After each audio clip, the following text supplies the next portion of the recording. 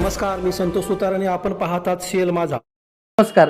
आज अडकपूर जिल्हा परिषद मतदारसंघातून एक सक्षम असा महिला चेहरा जो लोकांसाठी काम करणारा आहे, सामाजिक राजकीय त्याचबरोबर उद्योग क्षेत्रात ज्या अग्रणी मानल्या जाणाऱ्या असा या सक्षम आणि महिलांचं काम करणाऱ्या नेतृत्वासोबत आज आपण चर्चा करतोय. या नेतृत्वाबद्दल जाणून घेऊया. नमस्कार वहिनी. तर आज या अडकूर मतदारसंघातून तुम्ही निवडणूक रिंगणात आहात, तर सर्वात आधी तुम्ही तुमचा परिचय करून द्या. मी राजश्री लक्ष्मण गावडे, मी जांभऱ्याची रहिवासी आहे. तर ताई, आज तुम्ही या रणसंग्रामात उतरत असताना सर्वात आधी तुमची कौटुंबिक पार्श्वभूमी काय आहे आणि ती पार्श्वभूमी सांगताना तुमचं सामाजिक बॅकग्राऊंड काय आहे ते सांगा. मी माझं माहेर हेरे, तिथून लग्न होऊन मी सासरी माझ्या जांभऱ्याला माझ्या सासरे आले. त्याच्यानंतर बघितलं तर माझे सासरे पण ह्या राजकारणामध्ये होते. जेव्हा मी राजकारणाचं जवळून बघितलं पण त्या कारणामध्ये उतरले नव्हते. माझ्या सासऱ्यांच्या नंतर माझे पती पण ह्या राजकारणामध्ये सक्रिय होते. मग आम्ही फॅमिली सगळे म्हणजे घरात असे वातावरण मिळून मिसळून सगळे आम्ही एकमेकाशी प्रेमानं, एकमेकाशी अडीअडचणी समजून घेऊन आम्ही सगळेजण एकमेकाशी चांगले आहोत. इतकी आमची जॉईंट फॅमिली होती आणि अजून पण आहे.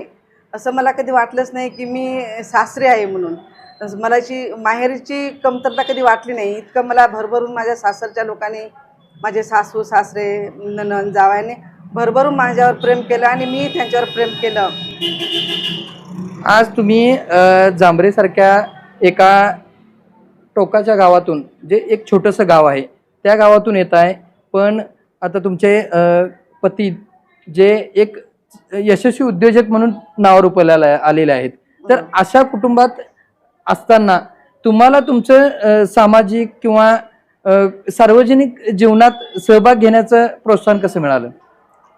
मी घरी असायची, माझे काही कामं करायची, मला वेळ मिळायचा. त्याच्यावरून मी काही असे पुस्तकं वाचायची, पेपर वाचायचे. ह्या सगळ्यातून मला असं वाटायचं की माझा पण वेळ कुठेतरी रिकामी आहे, तर कुठेतरी तो कामाला एक चांगल्या कामासाठी लावावा.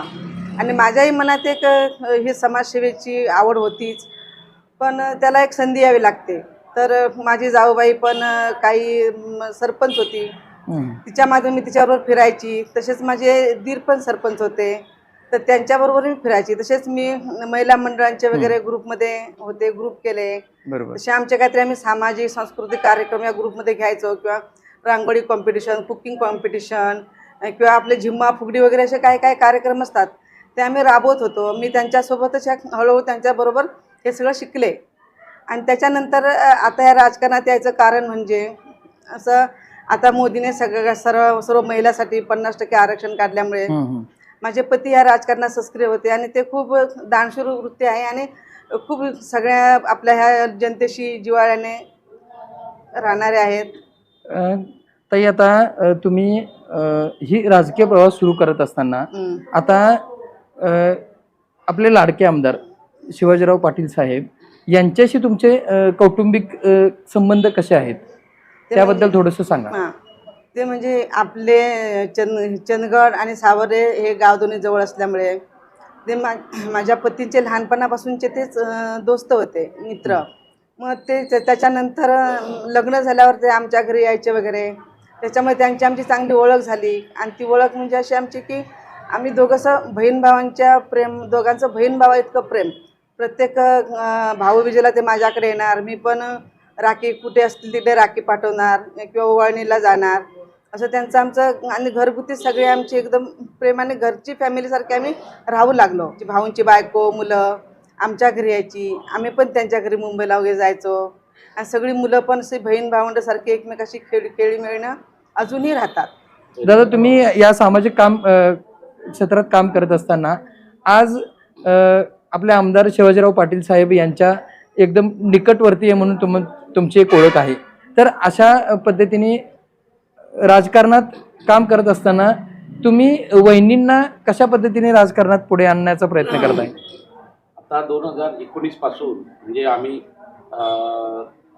पूरग्रस्त आलो होतो त्यावेळी आम्ही भाऊ, आमचे लोकप्रिय आमदार, मी सर्व पूर्ण चंदगड गडिंगला आजरा हा दौरा केला होता आपण. त्यावेळी आपण विचार केलो की हा भयंकर मागासला विकास काही नाही, चंदगड काही विकास झाला नाही.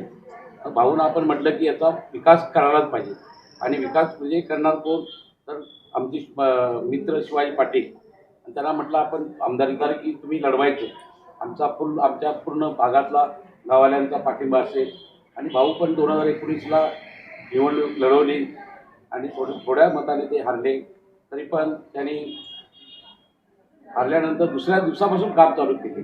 5 वर्ष आम्ही भाऊ पण, आमचे कार्यकर्ते, आमचे मित्र, आमची फॅमिली, भाऊंची पण फॅमिली, 5 वर्ष आम्ही पायात भिंगरी बांधून प्रचार केलो.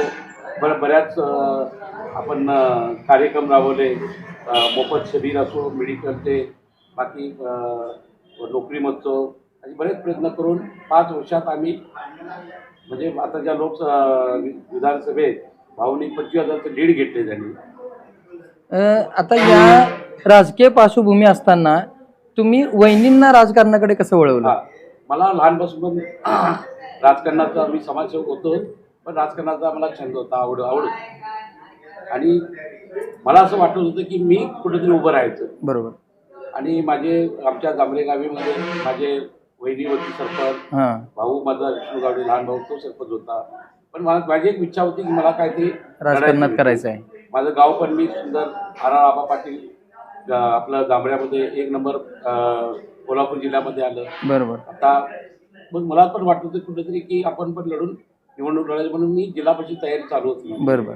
आणि मी 100% लढवणं असं चालू होतं. मग त्याच्यात आरक्षण आलं आणि तिथं महिला ओपन आल्यामुळं मग मी म्हटलं की माझी पत्नी केलं तर मी दोघं पण आपण समाजसेवा करू शकतो. त्याच्यासाठी मी राजश्री गावडेला आपण भाजपचं तिकीट मिळवून दिलं. ओके. ताई, आता दादांच्या माध्यमातून तुम्हाला ही एक संधी राजकारणात काम करायची आणि या अडकूर मतदारसंघाची सेवा करायची जी संधी मिळाली, तर ही संधी घेताना तुम्ही या मतदारसंघासाठीचं एक काय व्हिजन घेऊन चाललाय? आता ह्याच्यामध्ये जी राजकारणामध्ये संधी जी मिळाली ती योगायोगाने सुवर्ण संधीच म्हणावी लागेल. की महिलांसाठी 50% आरक्षण असल्यामुळेच ही माझ्या पतीने मला पुढे करून ही मला उमेदवारीची शीट दिली किंवा उमेदवारी लढवायला उमेदवारीची शीट दिली. तर त्यासाठी मी जो आमचा आपल्या ह्या भागाला पश्चिम महाराष्ट्र म्हणून समजला जातो आणि अगदी तो दुर्मिळ भाग आहे. तर जेव्हा मी आमच्या आमदार भाऊ जेव्हा विधानसभेला निवडणुकीसाठी उभे राहिले त्यावेळेला मी त्यांच्या जेव्हा प्रचार दौरा करत होते तेव्हा मी आमचा पूर्ण भाग मी माझ्या नजरेखालून गेला होता. बरोबर. तर तेव्हा माझ्यासुद्धा मनात असं एक इच्छा होती की खरोखरच हा भाग आपला दुर्गम भाग आहे आणि या भागाचा विकास व्हायला हवा आणि अजूनपर्यंत का झाला नसेल, तर आपण पण ह्याच्यासाठी काहीतरी सहकार्य करायचं आणि ह्या भागाला आपण सुजलम सुफलम बनवायचा. ज्या इथे फिरले तर हॉस्पिटलची अवस्था एकदम दुर्दशा झाली होती किंवा जिल्हा परिषद शाळे म्हणजे मी भेट घेतली शाळेने, तर शाळेमध्ये कुठल्या शाळेत मुलांचा पटसंख्या एकदम कमी होती.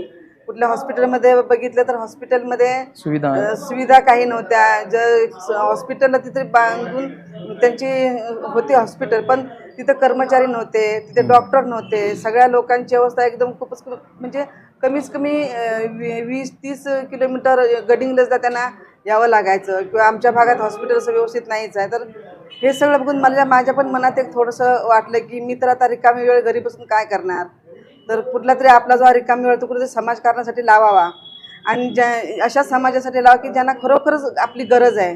तर हा भाग बघितल्यानंतर मला असं दिसून आलं की खरोखरच आपली इथे गरज आहे.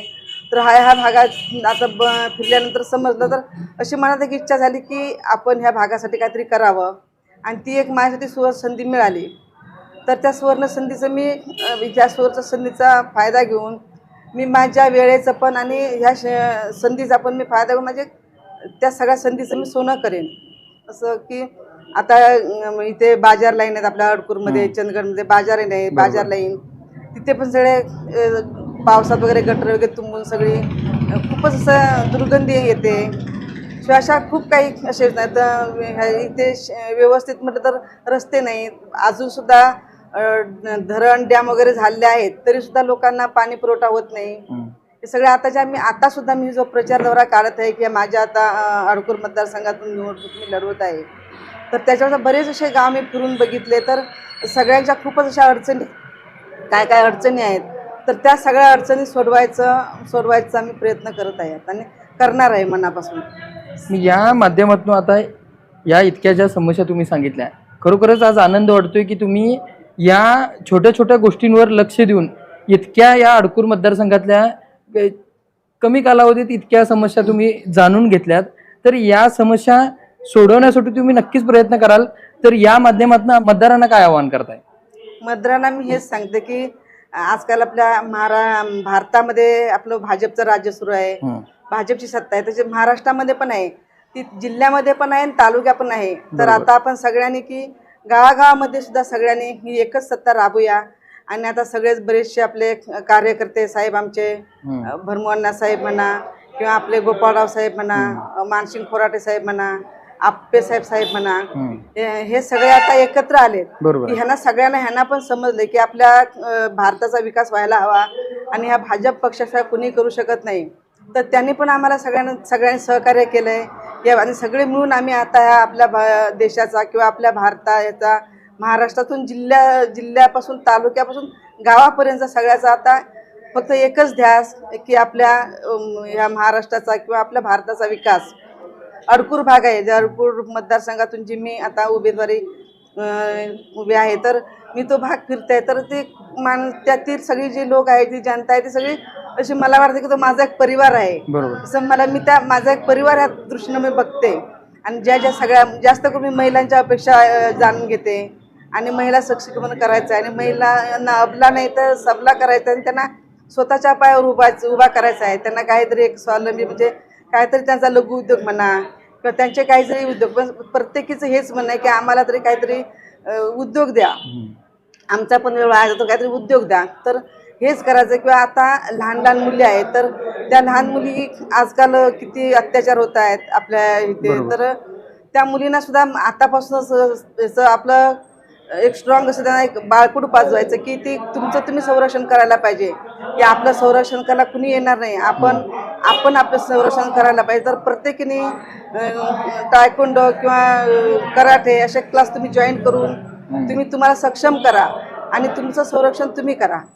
बरोबर. यासाठी म्हणूनच तुम्हाला या मतदारसंघातून अपेक्षा आहेत की लोक तुम्हाला निवडून देतील असं. आणि त्यांना हेच सांगत असतं की मी महिलांनी कधी अन्याय सहन करू नका आणि जर अन्याय होत असेल तुम्हीही कुणावर करू नका आणि दुसऱ्याचा तुम्ही अन्याय सहन करून घेऊ नका. फक्त पहिलं तुम्ही ह्याच्यावर तुम्ही सक्षम बना. तुम्ही सक्षम बनला, स्वतःच्या पायावर उभा राहिला, तरच तुम्ही अशा जगाशी सामना करू शकता. तर दादा, आता शेवटचा प्रश्न तुम्हाला विचारतोय की अडकूर मतदारसंघामध्ये आता वहिनींनी प्रत्येक गाव पिंजून काढलेलं आहे, इथल्या समस्या खऱ्या अर्थाने त्यांनी समजून घेतलेल्या आहेत. महिला सुरक्षा असू द्या, महिला सक्षमीकरण असू द्या, रोजगार असू द्या, लहान मुलांचे प्रश्न असू द्या, आरोग्याचे प्रश्न असू द्या, त्यांनी आता इतकं सगळं माहिती दिलेली आहे. तर खरंच या सर्वांगीण विकासासाठी म्हणून हे विजन त्यांनी जे ठेवलेलं आहे, त्यांच्या पाठीशी तुम्ही खंबीर आहात. तर शेवटचं मतदारांना तुम्ही आव्हान काय करता? मतदारांना मी एवढंच आव्हान देऊ शकतो, मायबाप मतदारांनो, की जर आपला चंदगड तालुका सुधारायचा असेल तर कमळशिवाय पर्याय नाही. की आपली केंद्रात सत्ता भाजपची आहे आणि मोदी आमचे नशिबान आम्ही आहे की मोदी आमचे पंतप्रधान आहे, तसंच आमचे देवेंद्र फडणवीस साहेब आहेत. आणि तसे दुसरी गोष्ट म्हणजे आमचे भाऊ आहेत. भाऊ असे आहेत की आता 5 वर्षामध्ये विकास असा आहे की आम्ही 60 वर्षाची जी आमची नुकसान भरपाई काय झालेली आहे ते आम्ही 5 वर्षामध्ये भरून काढणार आहे. आणि आम्हाला सर्व मतदारांना माहिती आहे की भाऊवर भयंकर विश्वास आहे. आता भाऊ बघा, हे आमचे एवढेच भाऊकडून स्वप्न आहे की आमचे 50,000 मुलं चंदगड तालुक्याची बाहेर गेलेली आहेत, ती आम्ही इथं चंदगड तालुक्यात त्यांना रोजगार द्यायला पाहिजे. आणि त्या मुलांना इथं आपल्या फॅमिलीसोबत राहून, आपल्या मुलाबाळात राहून आपलं काहीतरी इथं इंडस्ट्री झाली असेल, त्यांना रोजगार झाला तर खरोखर ते म्हणजे सुखी होतील. दुसरी गोष्ट म्हणजे आता माझं गाव जांभरे आहे, तिथं कसं की आमचं आपला सोलापूर जिल्ह्यात 1 नंबर आलं, तसंच मी अडकून पूर्ण 50 ग्रामपंचायत आहे ती मी प्रयत्न करणार की माझ्या गावासारखंच सर्व सुंदर गाव बनवायचं, असं मी प्रयत्न करणार आहे. की अडकून मतदारसंघामधून जिल्हा परिषदला राजश्री लक्ष्मण गावडे यांचं चिन्ह आहे कमळ. तसंच पंचायत समितीला अडपूर पंचायत समितीला रवींद्र बांदडेकर त्यांचं आहे चिन्ह कमळ. आणि आमचे गौसे मतदारसंघातून मनस्वी कांबळे हिचं पण चिन्ह आहे कमळ. यांना तिन्ही उमेदवारांना भरघोस मताने आपण निवडून द्या आणि चंदगड तालुक्याचा विकास आम्हाला दिला तर आम्ही तुमचा 100% विकास करणार, आम्ही तुमच्या पाठीशी राहणार ही विनंती करतो. अडकूर जिल्हा परिषद मतदारसंघातून अशा पद्धतीने राजश्री लक्ष्मण गावडे यांनी या संपूर्ण मतदारसंघाचा गावगाव फिरून जो अभ्यास केलेला आहे त्यातून त्यांचं खरंच प्रत्येक गावातील महिला सक्षमीकरण, ज्या मूलभूत गरजा आहेत, त्याचबरोबर उद्योग, या ठिकाणचा पर्यटन व्यवसाय, त्याचबरोबर बाजारपेठा, अशा सर्वांगीण बाबींचा त्यांनी आज या माध्यमातून जो उल्लेख केला त्यावरून त्यांनी नक्कीच या भागाचा विकास करतील इतका विश्वास आम्ही या माध्यमातून व्यक्त करतो आणि थांबतो. धन्यवाद.